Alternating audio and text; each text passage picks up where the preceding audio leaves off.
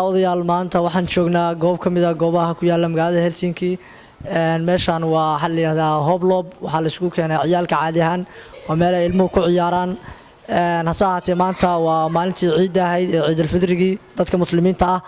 maanta waxaa meeshan la isku keenay ama goobtan ciyaal aad u fara badan oo muslimiin ah oo wadamo badan oo kala duwan ka yimi inkastoo majority-ga ay yihiin ilmo Soomaaliya waxay gaarayaan tir ahaan ilaa 300 oo ciyaal ah waxaa lagu talagalay inay meel ku wada ciidaan farxadda ku wada qaybsadaan si ay u arkaan maadaama dal qurbaa lagu nool yahay ilmo badan oo Soomaaliya ama muslimiin inay meeshan joogaan isuna bartaan ilmaha iyo waalidiintuba marka meeshan waa inu gali doonaa gudaheeda waxaana jooga ilmo aad u tiro badan waana dhab ahaantii waxaa lagu tilmaami karaa xilliyadii ugu horeysay ama markii ugu horeysay ee goob noocan oo kale ah la isugu keeno ilmo intan leeg oo muslimiin ah magaalada Helsinki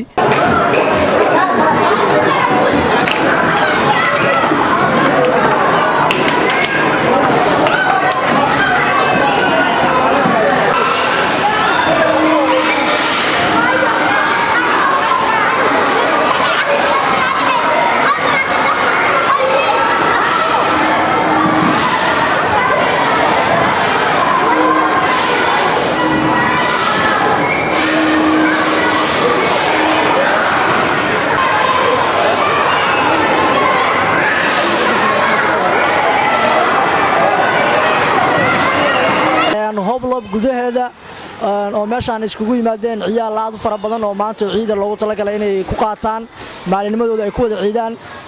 qaar ka mid ah waalidiinta iyo mas'uuliyiinta ilmaha ay meesha keenay ayaan waxaan weydiinay fikirkooda iyo bal ciida iyo sida ay u arkaan meeshan la soo agaasimay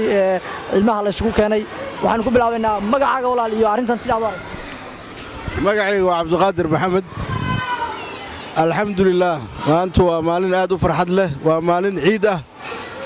meeshan caruurta waa markii ugu horeysay oo nidaam noocan oo kala reer Finland loo sameeyo marka waa nidaamkan aad iyo aad ayuu wanaagsan yahay waxaan u mahadnaqayaa dadka soo maamulka meeshan soo nidaamiyay insha Allah walaalaha in Ilaahay khayr badan siiyo dadka barigii hore suuqyada iyo meelay taagnaa jireen haddana waxa weeye meel baa dadkii maaragtay ku asturiyeen maanta insha Allah taasi waa Ilaahay walaal bal magacaaga iyo meeshan quruxda badan ee ilmaha la isugu keenay sida aad u aragto fikirkaaga maxay kula tahay alxamdulillah rabbil caalamiin waxaan aaminsanahay inay tahay ciidii ugu horeysay ee sidan oo kale carruurtu u ciidaan barigii hore dadka kalunba ciidi jiray marka waxa weeye aad iyo aad baan u faraxsanahay adigoo ka faa'iideysanaya munaasabadan qaaliga ee Ciid al-Fidriga yaad ka salaami lahayd halkan horta waxaan salaami lahaa igu mudan hooyaday macaan Caasha Ismaaciil Xuseen waxaan kaloo salaami lahaa walaalahay dhammaantood meel kasta ay joogaan waxaan kaloo salaami lahaa ifka nolosha waadi qof kasta waxaan salaami lahaa dhammaan dadka muslimiinta oo dhan haddana qaar ka mid ah carruurtii maanta halkan isugu timi ku ciyaaraysa ayaan waxaan wax ka weydiinaynaa fikirkooda adeer magaca Aamino sidee u aragtaa meeshan quruxda badan ee la soo agaasimay fikirkaaga maxay kula muuqataa iska fiican tahay hay maanta ka hor meel noocan ah ma ku iidin ya maanta ka hor meel sidan oo kale ah ma ku iidin may oo maalintii ugu horeysay oo meel noocan oo kale aad ku iido dadkii soo agaasimay maxaad oran lahayd ya dadkii soo agaasimay meeshan suuqin keenay fiican adeer adiga magacaaga nimco hay ka waran meeshan sidee u aragtaa suuqin keenay fiican tahay magacaygu waa Saare Shaqaale waxaan joogaa wadanka Finland Helsinki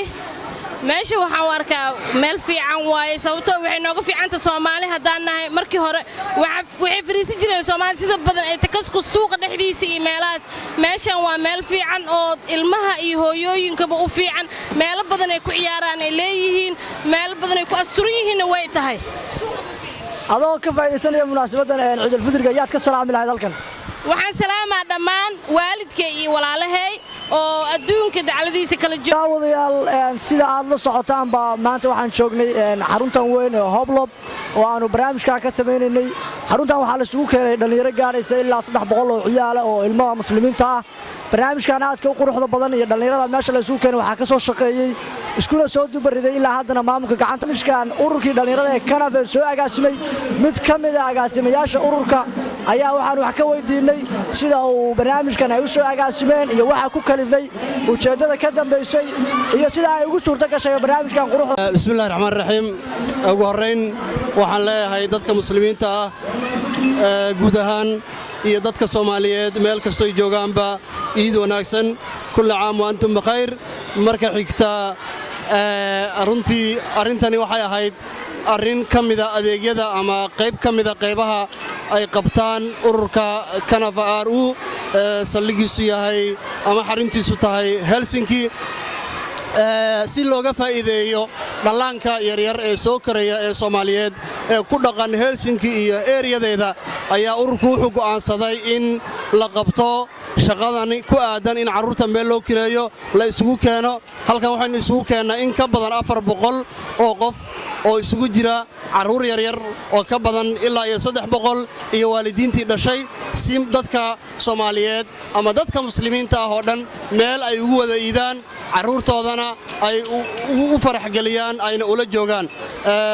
arrintaasi marka